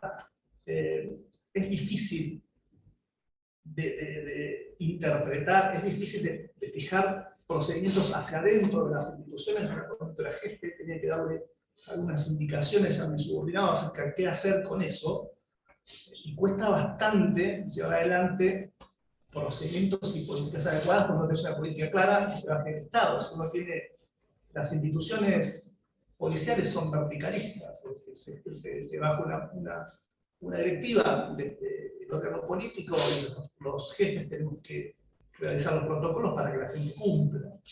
Ahora, cuando esa política no es clara y entras en esas contradicciones, muy poco se puede hacer abajo. Y eso aprovechan muchas de las policías, o muchos de los policías, para armar este autogobierno. Decir, bueno, a ver, encontré droga, ¿qué hago? ¿La denuncio, no la denuncio? ¿Hago un procedimiento? ¿Informo, no informo? ¿Me la guardo, la vendo, la consumo? Un tema que acá no se habló, que es el altísimo nivel de consumo de sustancias entre las fuerzas policiales. Y eso es peligrosísimo. Y eso, a mi entender, tuve 32 años en la fuerza, justifica, entre otras cosas, la facilidad de acceso de sustancias en toda la ciudad. Nadie persigue el consumo. El nivel de consumo de sustancias, y no estoy hablando de marihuana, sino de sustancias mucho más adictivas como la cocaína, es altísimo. Se intentan algunas medidas, vamos a hacerle rinoscopías a algunos policías, se sacan algunos 2 fotos y se acabó, y no pasa, a mi juicio, no pasa por las rinoscopías, no pasa por un control de calidad del servicio que hace ese policía cada día que está en servicio. Eso es algo grave, no solo porque ese policía no va a actuar estamos en Pedro, no solamente no va a perseguir la sustancia, sino que tenés a alguien que está narcotizado con un arma en la cintura. Entonces, a mi juicio, también eso justifica o explica muchísimos hechos de violencia policial, ¿sí? Y de abusos policiales. Entonces, a eso, por lo menos como para mí, no hay una mirada direccionada de los organismos de conducción de las policías para ver qué está pasando ahí adentro. Las policías tienen muchísimos casos de violencia de género y demás, pero personalmente creo que la génesis de un montón de problemas de conducta en las policías pasa por ahí por el alto de consumo. Bueno, podríamos hablar de un montón de cosas, muchas cosas interesantes que dices que vos planteabas todavía, esto de qué pasa, que no hay por ahí grandes investigaciones y esta percepción de que a veces se trata con un procedimiento chiquito para evitar que se avance en otras investigaciones un poco más profundas sobre relaciones, y eso, cuando trabajaba en Rosario, y eso era así, si vos iniciabas una causa, una investigación federal, que se suponía que ibas atrás de una organización, alguien se enteraba y te mandaba una denuncia por un point de un lugar, se hacía el tratamiento a ese point y listo, se te cortaba la investigación que pretendías seguir elaborando y seguir trabajando. Mucho para hacer, difícil si no hay políticas claras, si no hay una unificación de criterio. Decía Mariana el tema de los cursos de la DEA. Los policías van felices a hacer los cursos de la DEA por un escudito y una gorra. Ahora, ¿qué pasa? Seronar tenía en juicio unos cursos que eran fantásticos. Sí, un curso básico, un curso intermedio, un curso avanzado, especialista nacional avanzado, y eso que tenía, más allá de los saberes que se incorporaban. Ahí va gente de todas las fuerzas y de muchos representantes del Ministerio Público, más a esos cursos, coincidían en un salón como este durante varios días, se conocían, Al momento de intercambiar información, uno hablaba con un referente de cualquier provincia y lo conocía, hablaba con un fiscal que lo había conocido. Eso se perdió. Ese lugar lo ocupó la DEA hasta cierto punto, porque los cursos de ellos son muy particulares, y nosotros dejamos de producir esos cursos, dejamos de formar policías. Entonces encontrás con policías que quieren trabajar en temas de narcotráfico, porque son todos policías viejos, porque son tipos de edad por ahí, los jóvenes, los oficiales jóvenes que son los que deberían estar trabajando y armando su carrera, no tienen cursos donde formarse, o los tienen deficitarios, o tienen cursos que son muy sesgados como los cursos de la DEA. Los cursos de la DEA son sesgados. Digo, y no los aburro más. Creo que hay mucho para trabajar. Celebro la invitación de Mónica y celebro esta jornada. Gracias. Sí, me considero. ¿Qué tal? Buenas tardes, mi nombre es Darío Luna, yo ingresé hace menos de 5 minutos, pero para enganchar un poco el concepto que estaban comentando del choque entre la separación de ministerios, volviendo un poco aquí a lo que comenta el señor que es integrante de la PESIA, la solución, obviamente es intención política, es un comentario, eso no es una consulta, pero es la creación de un cuerpo específico a nivel federal, porque es un crimen federal, por lo que sea tráfico ilícito de drogas, de una fuerza federal, independiente de la policía, con poder de policía, pero independiente, que se especifique directamente sobre la labor de lo que es todo el tráfico ilícito de estupefacientes. Esa es la solución para no mezclar, porque si tenemos fuerzas federales de seguridad, fuerzas de seguridad provinciales, ¿sí?, que responden administrativamente, políticamente, económicamente, y en la primera instancia administrativa, en el caso de la administración del personal, de los poderes ejecutivos respectivos, pero sí están trabajando para el Poder Judicial, ya sea obviamente federal. Eso es algo que no existe en ningún lugar del mundo, solamente en Argentina. Que quien trabaja sobre drogas sean las fuerzas policiales, pero a la vez, y que cobran un sueldo y dependen administrativamente del Poder Ejecutivo de sus respectivas jurisdicciones, pero es como que le están haciendo trabajo a un Poder Judicial, cuando el Poder Judicial no abona los sueldos de la fuerza de seguridad. Eso es un cruce que es imposible, y por eso hay fuga de información. Ahí está la cosa. En sí hay que crear una fuerza específica, como es la DEA. La DEA es independiente, está organizada, tomó sus miembros al principio de otras fuerzas, pero es un cuerpo específico, con su presupuesto específico, con su régimen administrativo específico, y está sobre determinada materia. En cambio, las dependencias policiales son superintendencias, direcciones generales, pero tienen un jefe que es el Poder Ejecutivo, pero no puede ser el jefe operativo del Poder Judicial. O es una cosa o es la otra. Y ahí la mezcla y la fuga de información. Y eso no existe, porque aparte a nivel policial no se trabaja por producción. El personal policial no trabaja, secuestré 1 kilo, secuestré 10 toneladas, interviene tanta cantidad de gente. No hay producción, es por convicción. Entonces, si hay una oficina específica, va a ser distinto el enfoque. Pero bueno, hay que desmembrar el Ministerio de Seguridad y el Ministerio de Justicia, que es tecnócrata. Ese comentario nada más. No, tenía una duda. Creemos que hay que regular los mercados por parte del Estado, sobre todo pensando en el valor agregado que da la ilegalidad a quienes trafican, digamos, ¿no? Y que se da un poder económico a los carteles, a quienes están en los mercados ilegales, pensando en una regulación parcial, incluso en una regulación más amplia. Y no sé si está estudiado qué reacción tendrían esos que manejan esos mercados ilegales. Entonces, se volcarían más a otro tipo de mercados ilegales. ¿Qué pasaría con quienes, por ejemplo, en la Argentina trafican estupefacientes, si se regularizara el tráfico de estupefacientes parcialmente o más ampliamente? Te contesto esta última, después un par de comentarios. No sé si en todos los estados de Estados Unidos, pero en Uruguay esto se está midiendo, es decir, qué porcentaje supuestamente se le quita al mercado ilegal, y supongo que en Canadá también hay estudios empíricos de esto. Cuesta mucho, digamos, porque en realidad no se llega a abastecer. Bueno, hay un gran dinamismo de empresas canábicas que hay un lobby bastante importante, bastante desarrollo, pero digamos, no se logra avanzar todo el mercado, porque además tienden a ser sustancias más caras, no es fácil regular mercado, porque Uruguay decidió, por ejemplo, bajar el tema impositivo, porque digamos, si uno encarece el producto legal, va a haber un mercado negro más grande, pero digamos, eso no es sostenible con el tiempo. Eso está medio, digamos, el mercado negro va a subsistir y las organizaciones criminales se van a ir, digamos, volcando hacia otras, hay tantos mercados ilegales que... El tema es que, a ver, digo, son experimentos locales respecto a una sustancia en la que también hay mucho autocultivo, producción personal.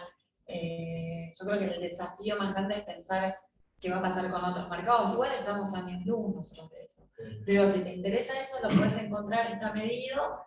Uruguay concretamente va midiendo qué porcentaje del mercado ilegal en términos de estima del consumo y en función de los datos que tiene el Estado ahora, de cuánto se vende, cuánto se consume, van estimando. El mercado negro siempre va a subsistir, digamos, eso es inevitable, pero está medido. Igual, el mercado de cannabis es un mercado muy grande, pero ya te digo, es un mercado muy particular porque tiende a ofrecerse más localmente. Digamos, los otros mercados son como mucho más rentables. Ahí podríamos pensar, digamos, cómo juegan también las organizaciones criminales y los socios. El PUDE decía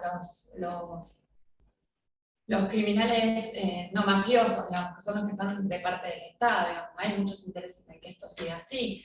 Y sin volar tan alto, digo, yo me pregunto, las fuerzas federales, digamos, sobre todo cuando veo gendarmería, gran parte de sus resultados y de su producción tiene que ver con esto, ¿no? Digamos, como que la persecución del narcotráfico ocupa mucho espacio, que hay mucho interés en que esto quede como está.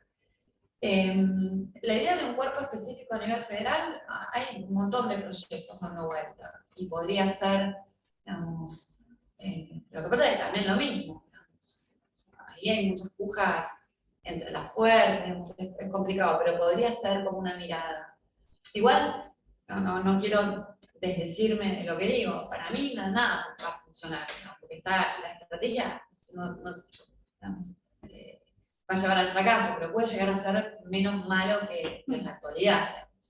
Y quería comentarte que el Ministerio de Seguridad tiene una subsecretaría de formación. Y estos cursos que vos decís, que son del Plan Federal, decreto 626 de la década del 90, sigue vigente, y no los están haciendo. Sí, no sé yo. Y sin embargo, en Mercado Libre se venden Los bebés. sí.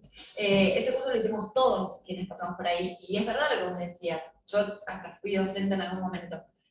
En ese curso, sobre todo cuando se hacían las provincias, iban las fuerzas federales que estaban actuando en la provincia, la policía provincial, gente del Ministerio Público, del Poder Judicial, y se establecían unos contactos que no... Era fabuloso. Acá mismo hubo algo así. Era fabuloso. Sí, se hacía. Para mí, algunos profes ya estaban como un poco fuera de línea, pero digamos, era un ámbito de encuentro. Yo no sé qué están dando en formación y capacitación. Yo supongo que serán cuestiones de Yo creo que maneja cada fuerza. Sí. Nada. No, están, Ahora ya, sí, 3 por curso. pero debe ser. Hay una pregunta. Sí.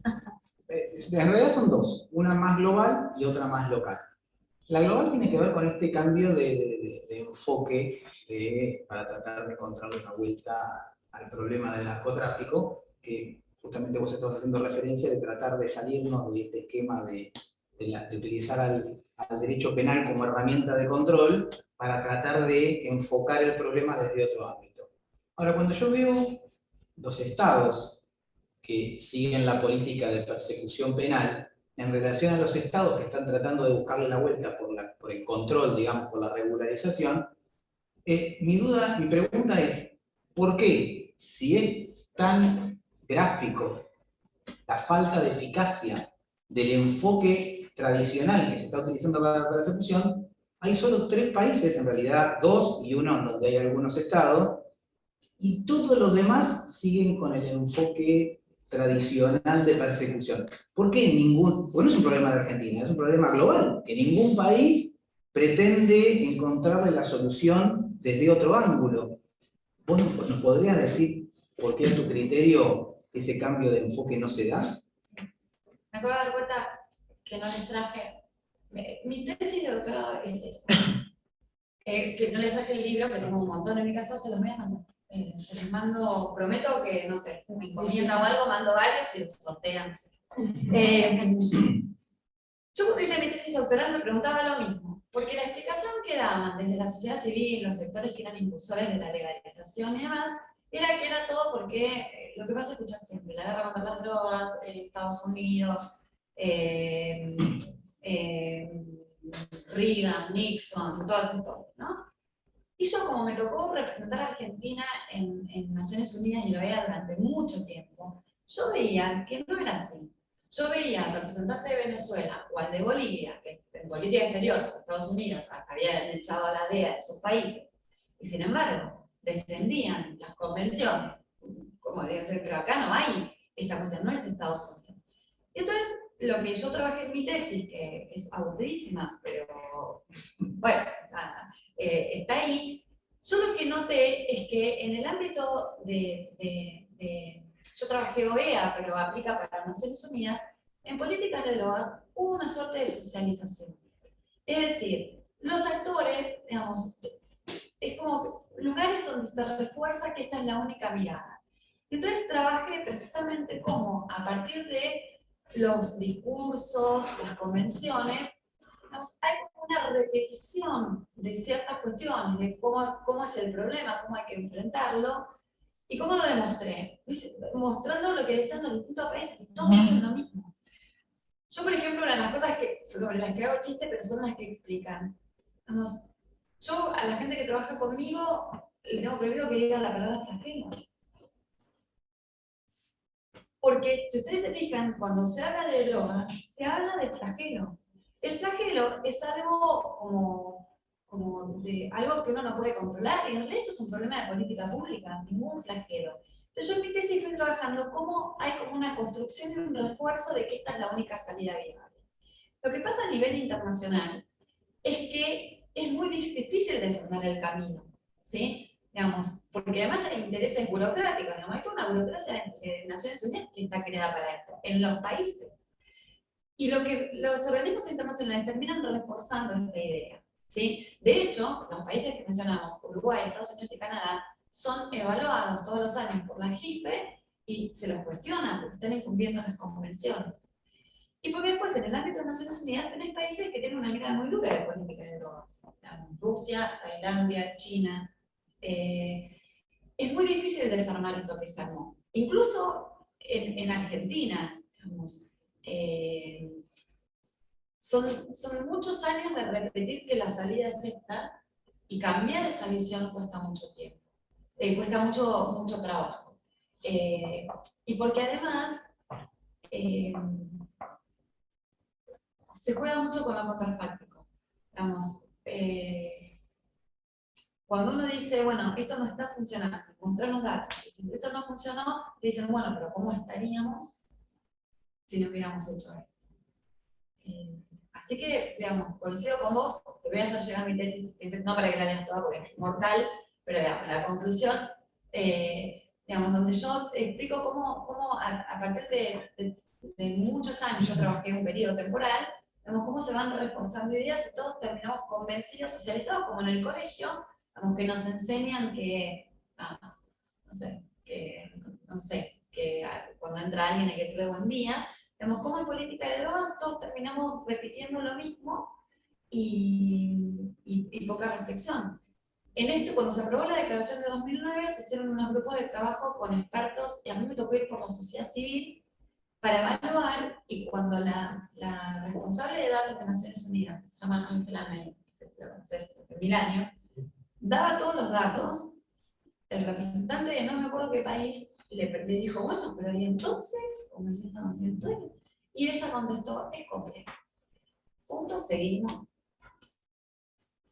Es como que el discurso científico va por un lado y el discurso político va por otro, y no se escuchan. No, Eso pasa en todas las políticas públicas, en todos los ámbitos, pero Sí. más allá de eso, también es que en muchos países no hay alternativa, no hay un plan B. Claro. Es eso o la nada, digamos. Entonces te dicen, bueno, hacemos esto.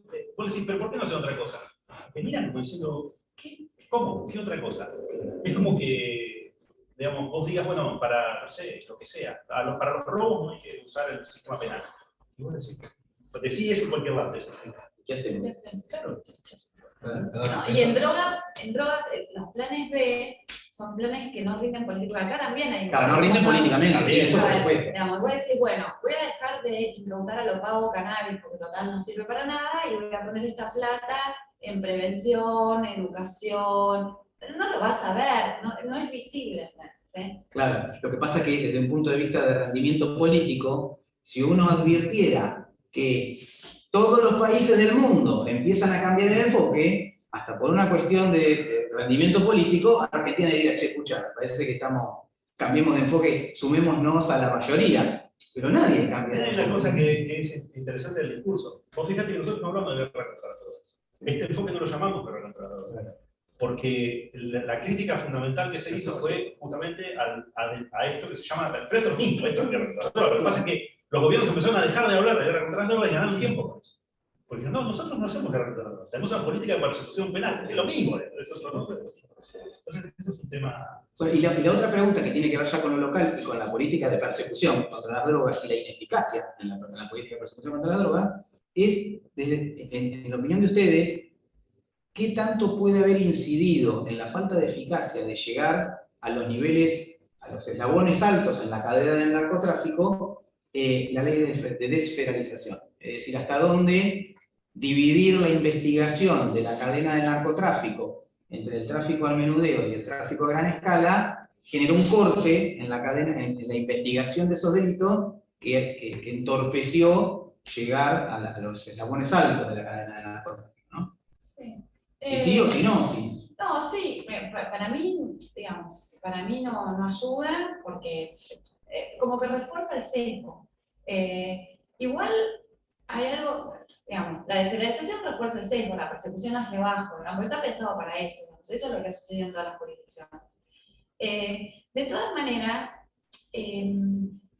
primero reconocer que las investigaciones de causas grandes necesariamente van a ser menos, ¿no? Porque hay más, digamos, eso, como digo, tampoco estamos pidiendo, y que son complejas, son difíciles, porque además, yo hace unos años me dio por leer las causas no son muchas, digamos, todas las causas de grandes organizaciones, digo, Clan Loza, todos los Carbón Blanco, Manzana Blanca, toda Bobina Blanca, todas esas, eran 12 años, 14 años. ¿Y por qué, digamos? Porque, claro, esas personas tienen abogados que saben conducir los procesos.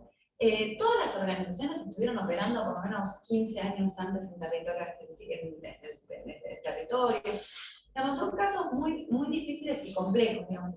Por eso digo que, por más que uno, suponete que decimos, bueno, la desfederalización quita esta colaboración entre jurisdicciones, saquémosla, mejoremos la investigación. Igual, digamos... En las provincias donde no hay desfederalización pasa. Yo creo que la desfederalización no es un problema en sí mismo, el problema es la parte de coordinación y cómo se usa la desfederalización. Tucumán ahora están todos enloquecidos con, hay una ley de narcomenudeo nueva. Y están, pero festejando, pero literalmente festejando, o sea, hacen festejos por detener a 200, 300 chicos por semana. Una locura. Hacen eso. Eso es lo que hacen, eso es todo lo que hace el Ministerio de Seguridad de Tucumán. No en drogas, en general. Entonces, es un problema serio, digamos, ¿no? Pero eso no tiene que ver con la desfederalización, tiene que ver con el uso. Y lo que vemos con más claridad, obviamente hay vacilaciones, hay excepciones y todo, pero en general, en las provincias donde no hay desfederalización pasa lo mismo, hay un seco hacia abajo tremendo. Entonces, es una cuestión de dirección de la política criminal. Pero no pasa solo en drogas, lo que pasa es que en drogas se ve con mucha claridad, porque hay un cúmulo de delitos que en realidad no deberían estar penalizados, un poco claramente no deberían estar, hay mucha diferencia, digamos, entre las conductas de abajo y las de arriba. Entonces, ese es el tema más complicado. Digo, en Tucumán, también es interesante reflexionar esto, ¿no? Digo, en Tucumán festejan porque la señora que vive al lado, ¿no? Que pero también se queja, porque la señora no tiene por qué saber que la señora está contenta porque dice, bueno, acá venden drogas, ahora no venden más. Listo, después mañana ya empiezan a... Si esto empezó hace 2 meses, ya hoy, ahora, la semana pasada, ya se están quejando. Y claro, Ya están los vecinos diciendo, pero no toquemos temas así complicados, pero claro, el tema de la zona roja es así. Más allá de que se manejó de la peor manera que se puede haber manejado, digamos. O sea, había 10 opciones, dijeron la 11, que era la peor de todo. Más allá de eso, es un tema parecido, digamos. Y esto no significa que no tenga que haber políticas contra el narcomenudeo. El problema no es el narcomenudeo en sí, digamos, la crítica más fuerte, ¿no? La persecución del consumo, en donde se detiene a gente que tiene un cigarrillo de marihuana en la mochila, no que está fumando por la calle, tiene un cigarrillo de marihuana en la mochila, que se la requisaron, tampoco sabemos por qué, digamos. Y eso, ¿en qué incide en la...? Eso, digo, nada, esa persona cuando salga va a comprarse 2, es lo mismo. Estimula ese programa que funciona en trenes, que viene en la gestión anterior, pero luego lo mantuvo. Sí, que acá en el terreno colectivo también. Yo, cuando mirábamos las estadísticas en el ministerio, era, dale. Porque aparte te ponían, sí, digamos, toda estación de tren, estación de tren, estación de tren. La bonaerense te requisa el auto a cualquier lado. Bueno, en cualquier te situación. pones acá, en cualquier lado te revisa el auto de cancha con malada, están parando todos los días para todo el tiempo. Sí, es así. También, perdón, el discurso punitivista es como muy fácil, o sea, aprende mucho en la gente, entonces incluso los gobiernos progresistas después terminan tomando ese discurso para conformar a la gente, pero sin buscar la solución de fondo, porque eso explica por qué se cambia el modelo. No hay diferencia en la política de persecución penal. Yo diría en general, pero dejémoslo respecto a las drogas, en gobiernos más conservadores y progresistas. No hay en la Argentina, no hay diferencia. A ver, La diferencia es que yo que los sufrí 5 meses, sí, a nivel discursivo e ideológico. Lo que pasa es que después hay que salir a decir lo terrible. Que para mí era más intolerable, porque, digamos, a mí me era más cómodo convivir con la mirada de una gestión que yo no coincidía. Digamos, nosotros tuvimos un subsecretario que era adorador de la perspectiva de riesgos y precios. De hecho, terminó la gestión y escribió un paper diciendo que había sido un éxito su gestión. Cómo se lo publicó en la revista especializada, cómo pasó, bueno, no importa. Pero digamos, pero porque él creía seriamente en esto, que incautar más era un indicador de éxito. Pero después, para mí es más difícil convivir con funcionarios. Con hipocresía. Con críticos, pero te dicen, no, pero que salga, iba a decir el nombre, a sacarse la foto con todos los pancitos, porque Bueno, el tema de las incautaciones es muy significativo, porque hasta hace poco había una discusión de si las incautaciones, la discusión era las incautaciones no son un indicador claro, es un indicador ambiguo. Pero hoy que sabemos que hay indicadores claros de ampliación de mercados, ya las incautaciones no son indicadores de fracaso, en todo caso, no de crecimiento del mercado. y lo siguen presentando como éxito, algo que es insostenible desde todo punto de vista, ¿no? Les quería mostrar esto simplemente que no les dije que no les iba a decir, pero lo voy a decir. Que si ustedes se fijan, está en rojo los países que tienen las legislaciones más punitivas, ¿no? De estos países seleccionados de Europa y América.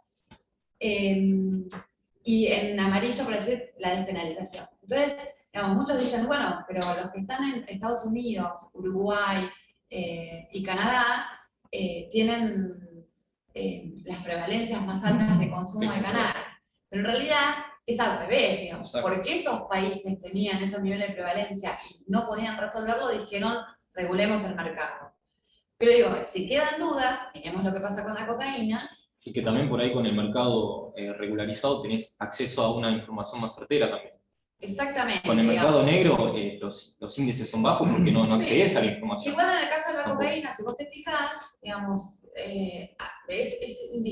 no tiene que ver con si está penalizado o no. La gente, estos mercados se sostienen igual, sea un delito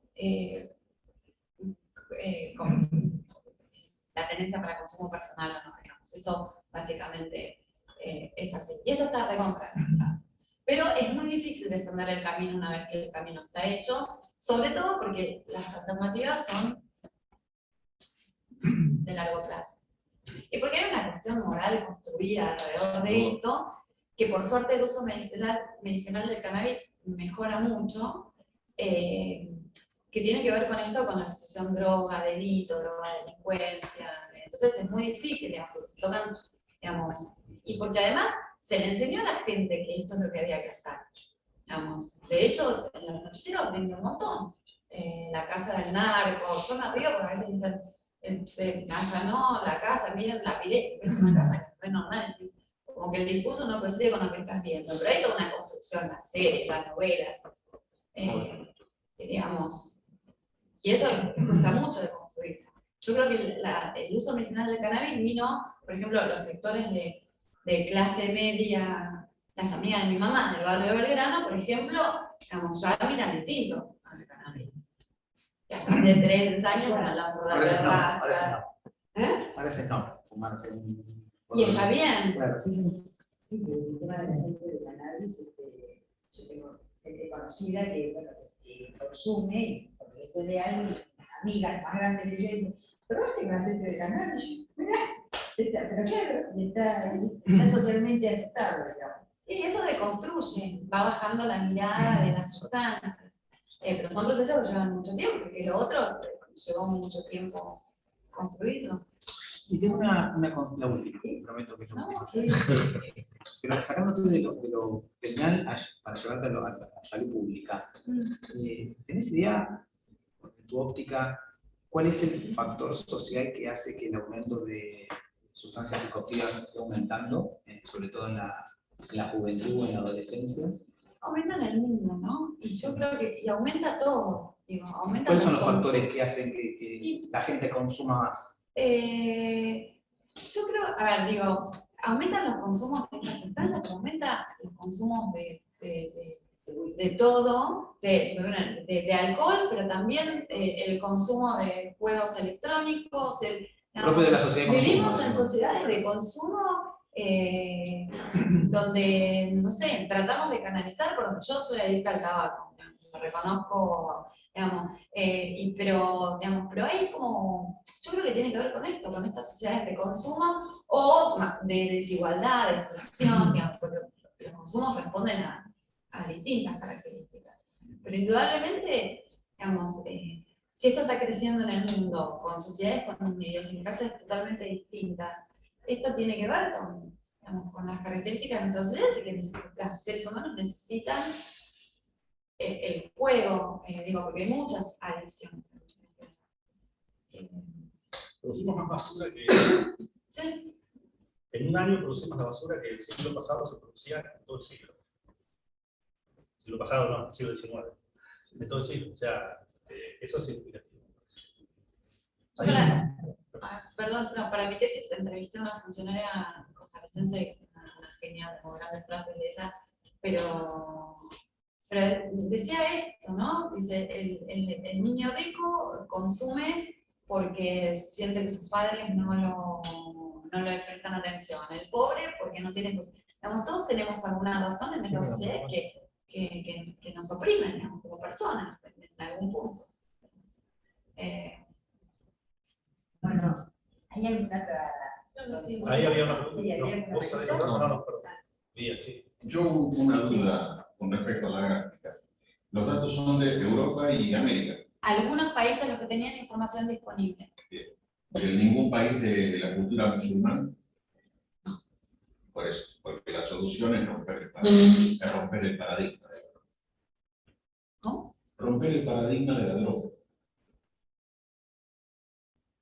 No entiendo. La droga es mala, la droga es mala, la droga está en todos lados. Romper el paradigma de la droga.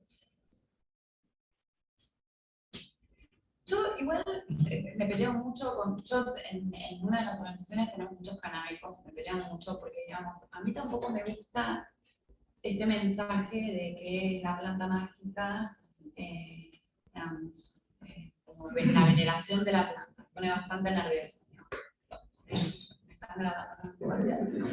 Después les cuento por no ver. cosas, pero digo, hay como toda una cosa, y me parece que como comunicación no es buena. Digamos. Pero Acá, parece- todo lo que yo estoy diciendo no lo digo porque la planta me parezca mágica, ni ninguna sustancia, sino porque es un enfoque que genera derechos y que es inefectivo. ¿No? La campaña de Uruguay es muy buena, es mucho mejor que los resultados que da. Sí. Pero la campaña es muy, muy buena. Está en internet, ¿no? Es excelente. La campaña es excelente. No, iba a decir que países con mayoría musulmán, como Afganistán o Pakistán, son grandes productores y consumidores de opiáceos, Pero en relación a la población, y las penas son severísimas. pero en relación a la población, el impacto que da, y no tenemos números reales, que como si nosotros mismos como país democrático no tenemos números reales, esos países tampoco. Entonces, pero el impacto de la trascendencia pública, porque todo lo tenemos más por información pública, que no es, perdón, por información publicada y no por información pública, que son dos visiones muy distintas, con objetivos muy distintos, pero, porque si no sigue el gallique, vamos al gallique, que es lo más barato y lo más diseminado de todo lo que es la cultura humana. Pero obviamente los grandes productores de opiáceos, ya sabemos quiénes son, pero cómo impacta en la sociedad, que el narcotráfico, que la droga, la marihuana, Mira, la el escuela. reporte de Por eso digo, quebrar el paradigma, cambiarnos el paradigma, porque si no parece que del Río Grande o del Río Bravo hasta Tierra del Fuego estamos clavados en un paradigma de decir que el narcotráfico es malo, el narcotráfico es malo, y hay un montón de cosas. Nada más que eso, romper el paradigma. bueno, Daría para hacer otra charla. Igual podemos vender tu tesis. Cuando la traigas, No. la mandás, la vendemos. Yo les agradezco muchísimo a todos ustedes.